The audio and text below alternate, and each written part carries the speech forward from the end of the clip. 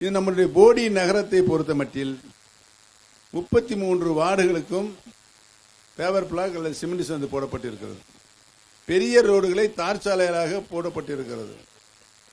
பாதாள சாக்கடை திட்டம் நீண்ட நெடிய நாட்களாக இங்கே இல்லாத நிலையை கவனத்திற்கு கொண்டு வந்தார்கள். உடனடியாக 80 கோடி ரூபாய் செலவில் பாதாள சாக்கடை திட்டம் போடப்பட்டிருக்கிறது.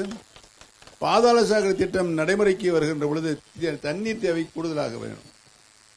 இங்கு நகரத்தில் 2 OHT பெரிய டேங்க் 10 லட்சம் லிட்டர் கொள்ளளவு கொண்ட 2 OHT கட்டப்பட்டு முல்லை பெரியாறிலிருந்து ராட்சச பைப்பில் மூலம் நம்ம தலைமை நீரேற்று நிலையத்திற்கு நீரை கொண்டு போய் கொட்டக்குடியிலிருந்து கூடுதலாக பைப் லைன் போட்டு அந்த நீரையும் தலைமை நீரேற்று நிலையத்தை சுத்தப்படுத்தி அந்த நீர் 14 லட்சம் லிட்டர் ஒரு நாளைக்கு சுத்தப்படுத்தி நம்முடைய பங்காருசாமி குளத்திற்கு சென்று கொண்டிருக்கிறது என்பதையும், அதனால் பங்காருசாமி குளத்தில் கீழ்ப்பகுதியில் இருக்கின்ற கோடாங்கி வெட்டி வரைக்கும் நிலங்கள்ல கிணறுல நீர் ஊறி 2 போக வருஷம் பூரா இப்ப எடுத்துக்கிட்டு இருக்காங்க என்பதை நான் பணிவோடு தெரிவித்துக் கொள்ள கடமைப்பட்டிருக்கிறேன். ஆக பெரிய கல்வி நிலையங்கள் நம்ம பிள்ளைகள்லாம் மாணவ செல்வங்கள்லாம் வெளி மாவட்டங்களில் வெளி மாநிலங்களில் போய் படிக்கிறதை தவிர்த்து நம் மாவட்டத்திலே அரசு பொறியியல் கல்லூரி, அரசு அறிவியல் கலைக்கல்லூரி, அரசு பாலிடெக்னிக், அரசு ITI, நர்சிங் காலேஜ், சட்டக்கல்லூரி, கால்நடை மருத்துவமனை கல்லூரி, இத்தனை கல்லூரிகளும் அரசாங்க கல்லூரிகளாகவே நம்முடைய போடிநாயக்கன் தொகுதியில் உருவாக்கப்பட்டிருக்கிறது என்பதை நான் பணிவோடு தெரிவித்துக் கொள்ள கடமைப்பட்டிருக்கிறேன். என்ன கோரிக்கை?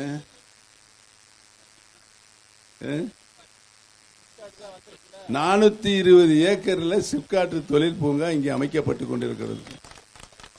தொழிற்சாலை சிறு தொழிற்சாலைகள் இங்கே நம்முடைய இளைஞர்களுக்கு வேலை வாய்ப்பை உருவாக்கக்கூடிய திட்டமும் இன்றைக்கு நடைமுறையில் இருக்கிறது என்பதை நான் பணிவோடு ஆக விவசாயத்தில் புரட்சி, தொழில் புரட்சியில் புரட்சி, இப்படி அனைத்து துறைகளையும் முன்னேற்ற பாதையில் சென்று கொண்டிருப்பதனால் மத்தியிலே ஆண்டு கொண்டிருக்கின்ற மத்திய அரசு கூட நாட்டினுடைய பொருளாதார வளர்ச்சியை 8% மேலாக கொண்டு போக முடியவில்லை.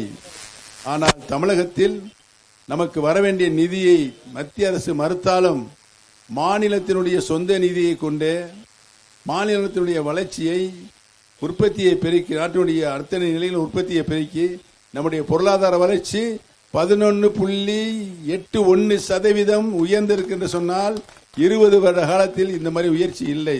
இந்தியாவில் எந்த மாநிலத்தில் இல்லை.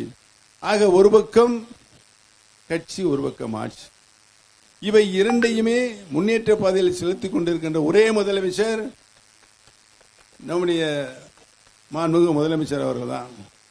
ஆக இவ்வளவு திட்டங்களையும் நடைமுறைப்படுத்தி வெற்றிகரமாக செயல்படுத்திக் கொண்டிருக்கின்ற நம்முடைய முதலமைச்சர் அவர்கள் மீண்டும் 2ஆம் முறையாக உறுதியாக நடைபெற இருக்கின்ற சட்டமன்ற தேர்தலில் மாபெரும் வெற்றி பெற்று தளபதி தான் முதலமைச்சராக வருவார் என்பதையும், ஆக பெரியோர்களே, தாய்மார்களே, உங்களில் ஒருவனாக இருந்து பணியாற்றிக் கொண்டிருந்த நான் மீண்டும் என்னுடைய பணி தொடர வருகின்ற சட்டமன்ற தேர்தலில் மத சார்பற்ற முற்போக்கு கூட்டணியின் சார்பாகவும் திராவிட முன்னேற்ற கழகத்தின் சார்பாகவும்